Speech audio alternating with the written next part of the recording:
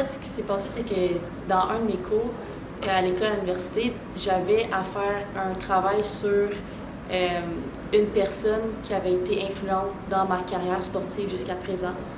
Puis j'ai eu tellement de coachs, mais moi, il y a un entraîneur vraiment qui m'est venu à l'esprit directement, puis c'était Omar Zeguir, qui était justement le directeur technique de Châteauguay, qui est le club dans lequel j'ai grandi. Tu sais, je pense qu'il y en a qui savent pas que j'ai grandi à Châteauguay, mais parce que les gens assument des fois que les joueurs qui accèdent à un haut niveau en équipe du Québec nationale viennent de grosses régions. Puis moi, en venant du sud-ouest, justement, qui était une plus petite région, c'est sûr que, comme je te dis, les gens ne savent pas que je viens de Châteauguay. Mais pour revenir à Omar a été un entraîneur qui a été vraiment, vraiment influent. Je me souviens, j'avais 8 ans, puis il était venu me voir à un entraînement, puis il m'avait dit Marika, un jour, tu vas faire partie de l'équipe nationale. Puis tu sais, je l'avais regardé, puis c'était un peu impossible pour moi, là. Donc, j'étais arrivée au collège français. Puis à ce moment-là, quand j'étais en sport-études, je voyais les filles du Centre national partir à Laval, c'est les plus vieilles. Puis je les regardais avec des gros yeux en pensant que je n'allais pas nécessairement avoir accès à ce niveau-là. Puis là, éventuellement, je suis rentrée au centre, ensuite en équipe du Québec, puis éventuellement en équipe nationale. Donc Omar, ça a vraiment été la première personne qui a cru en moi, puis qui a vu le potentiel que j'avais, avant même que moi je vois le potentiel que moi-même j'avais. Mais tu sais, je l'ai un peu touchée, mais moi je viens d'une région qui est un petit peu plus petite.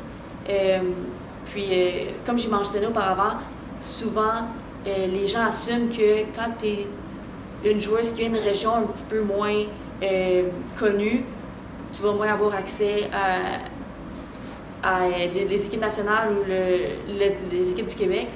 Mais en réalité, moi j'aime ça, servir un peu de modèle pour les plus jeunes, comme des jeunes filles de Châteauguay qui justement veulent avoir accès à l'équipe du Québec, espèrent faire partie de l'équipe nationale un jour. Puis je pense que c'est un bon exemple que ça montre que même si tu viens d'une région un petit peu moins connue, peu importe tu viens d'où, tu peux avoir accès à tes rêves.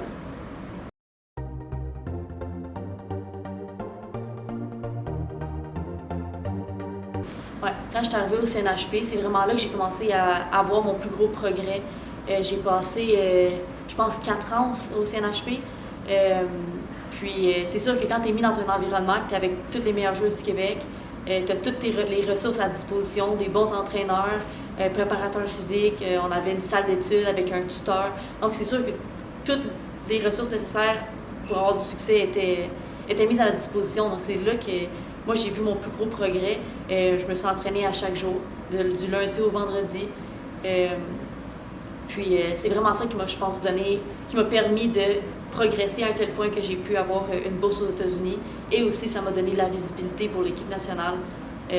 Donc c'est sûr que moi j'essayais de m'assurer qu'à chaque entraînement que j'étais au CNHP, je prenais avantage de tous mes outils à disposition, puis aussi de continuer de travailler fort parce que je savais que l'équipe nationale regardait nos entraînements de proche.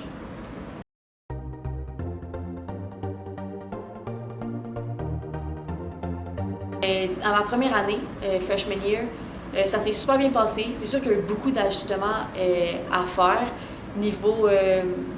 premièrement au niveau de la langue. C'est sûr que moi, je parle anglais, mais j'ai fait 1 an de cégep, un cégep francophone.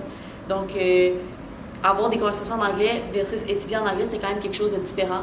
Donc ça, c'est quelque chose que j'ai dû m'adapter. J'ai fait des cours d'été, en fait, donc ça m'a permis d'améliorer un petit peu mon anglais avant de commencer ma vraie année. Puis ensuite, au niveau soccer aussi, il y avait des ajustements à faire. Le style américain, c'était un petit peu plus direct. Moi, j'ai été quand même chanceuse que mon université jouait un style de soccer que c'était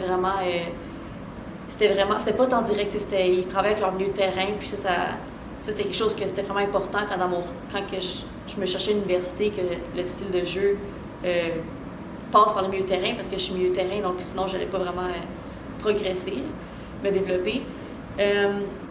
Puis ensuite, à ma 2e année, ça a été un petit peu plus difficile. C'est sûr que mon université avait quand même beaucoup de joueuses de haut calibre, beaucoup de joueuses en équipe nationale américaine, en Norvège ou plein d'autres équipes nationales. Donc le calibre des joueuses était élevé. Fait que c'est sûr qu'il fallait que je me prouve à tous les jours. Puis après ça, il y a des facteurs que tu ne contrôles pas nécessairement, le temps de jeu.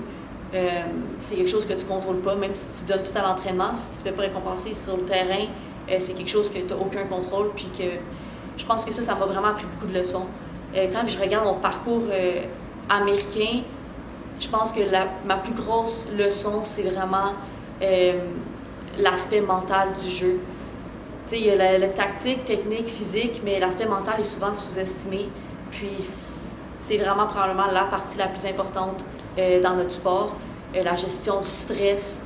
Après ça, comment tu réagis à des obstacles. Moi, quand je me suis fait asseoir sur le banc, il a fallu que je réagisse. Puis continuer à travailler fort, puis pas baisser la tête. Donc, c'est sûr que ça, c'est toutes des choses que j'ai appris à travers mon parcours. Puis, éventuellement, dans le fond, l'année passée, on s'est rendu dans le tournoi jusqu'à la finale, puis on a gagné la médaille d'or.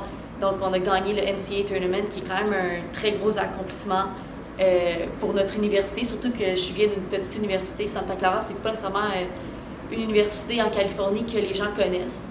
Tu sais, souvent, les gens, quand je dis que j'étudie en Californie, ils pensent UCLA, mais c'est la première qui me vient en tête. Mais Santa Clara, c'est une très, très bonne université, non seulement au niveau sportif, mais aussi académique, là.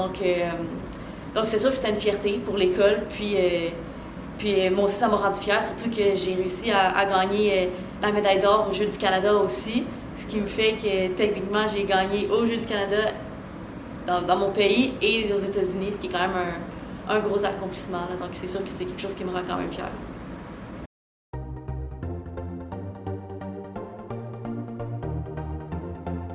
En fait, vu que mes cours au cégep ont été crédités, j'ai pu finir mon année plus tôt que prévu. Bien, mes 4 ans, j'ai pu les finir en 3 ans et demi.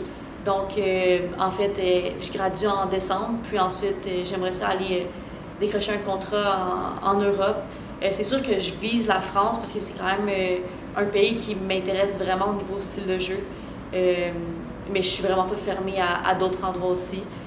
C'est sûr que j'ai hâte d'aller dans un environnement que le style de jeu correspond à mon style de jeu en tant que joueuse. Je suis quelqu'un qui aime ça, qui a beaucoup d'habiletés techniques, tactiques. Puis là, je suis allée aux États-Unis, c'est quand même met l'emphase beaucoup sur le côté physique, qui est correct. Ça m'a aidé à développer mon jeu, ça m'a un peu solidifié surtout, parce que j'étais quand même vraiment petite quand je suis arrivée aux États-Unis.